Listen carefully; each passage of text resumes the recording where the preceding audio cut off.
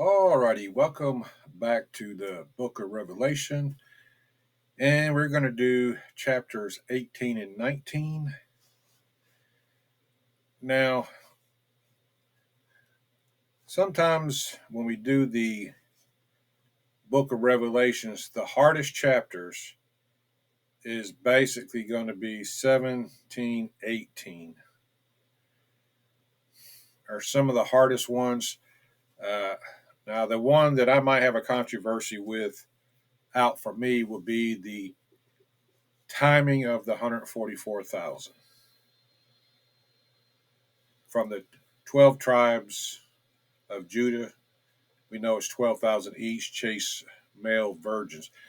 Now, there's a problem with where to place the 144,000. Now, I'm going to say I may not be right. That's just how I see it. The best advice that I'm going to give you is go on Google, go by each individual chapter in the book of Revelation and Daniel's, the ones that you need, and do a just put down outline of Revelation chapter whatever. There are some great outlines out there that just breaks down the chapters by verses or groups of verses.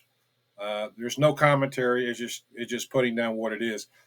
I would say I would get those, study the chapter, go back and make the changes to the outlines, add information to it that you need. I would say not only do as an individual, but do it as a Bible study.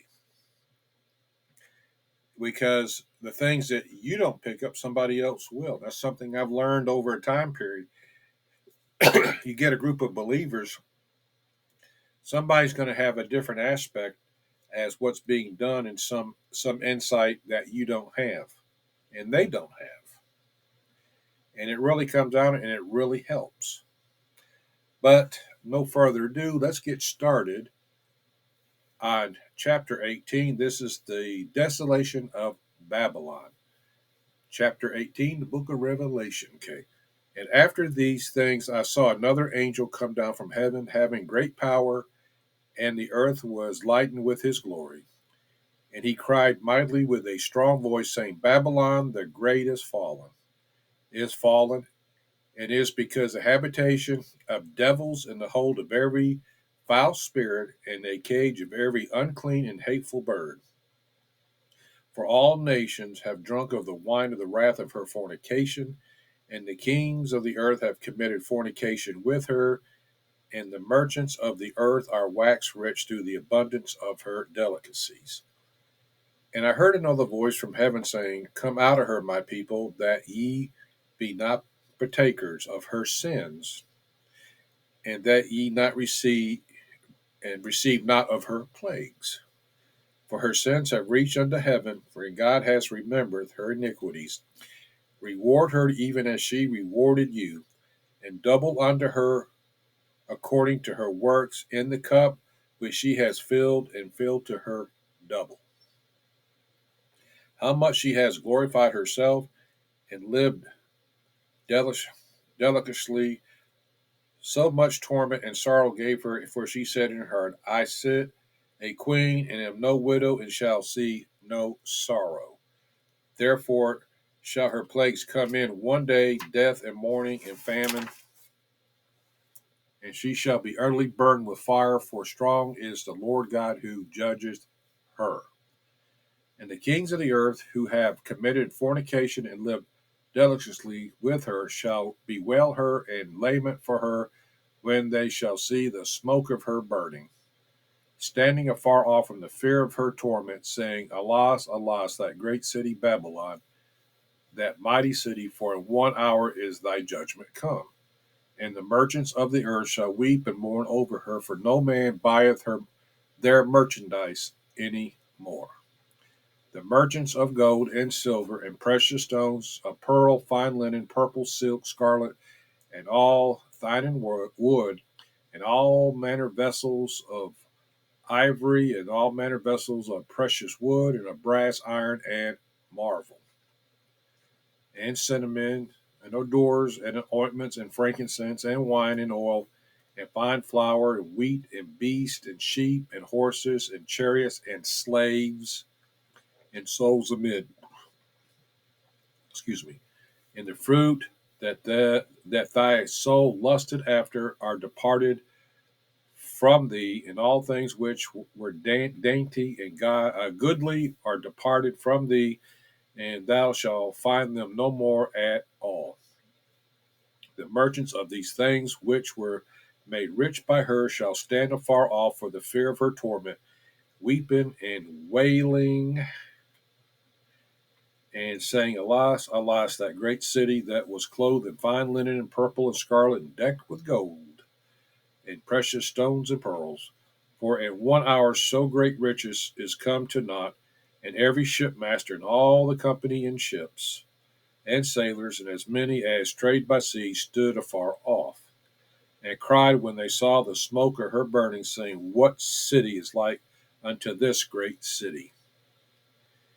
And they cast dust in their heads, they cast dust on their heads, and cried, weeping and wailing, saying, Alas, alas, that great city, wherein were made rich all that had ships in the sea by reason of her costliness, for in 1 hour she is made desolate. Rejoice over her, thou heaven, and ye holy apostles and prophets, for God has avenged you on her. And a mighty angel took up a stone like a great millstone, and cast it into the sea, saying, Thus with violence shall that great city Babylon be thrown down, and she shall be found no more at all.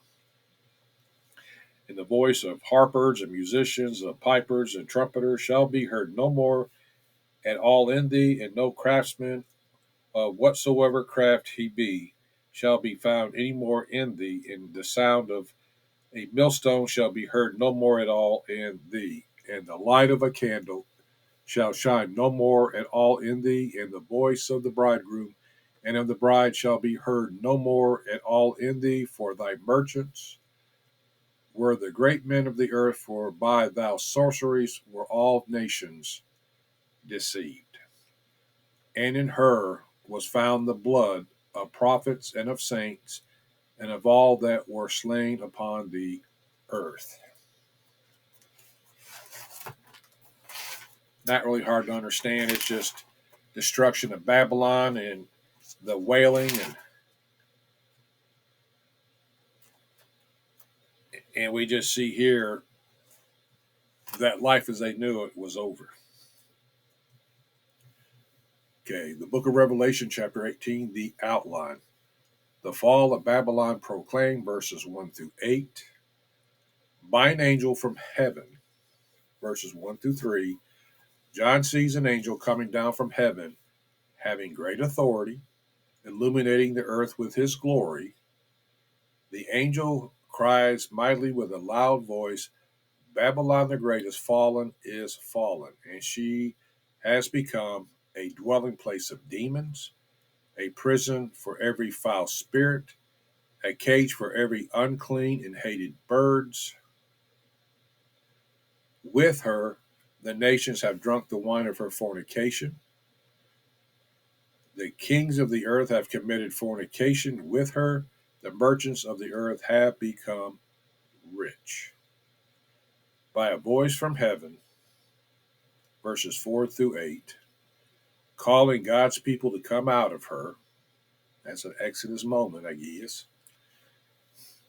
Lest they share in her sins and her plagues, for her sins have reached to heaven, and God has remembered her iniquities, calling for judgment to be render her just as she rendered them. Comes down to you reap what you sow. Repay her double according to her works, and the cup she has mixed double for her. To the degree she glorified herself and lived luxuriously, give her torment and sorrow, for she says in her heart that she is a queen and will not see sorrow as a widow. Her plagues will come in one day: death, mourning, and famine, utterly burned with fire, for great is the Lord God who judged her. Okay. The fall of Babylon mourned, verses 9 through 20, by the kings of the earth, verses 9 through 10. Those who committed fornication and lived luxury with her, they shall weep and lament when they see the smoke of her burning. They shall stand afar off for fear of her torment, saying,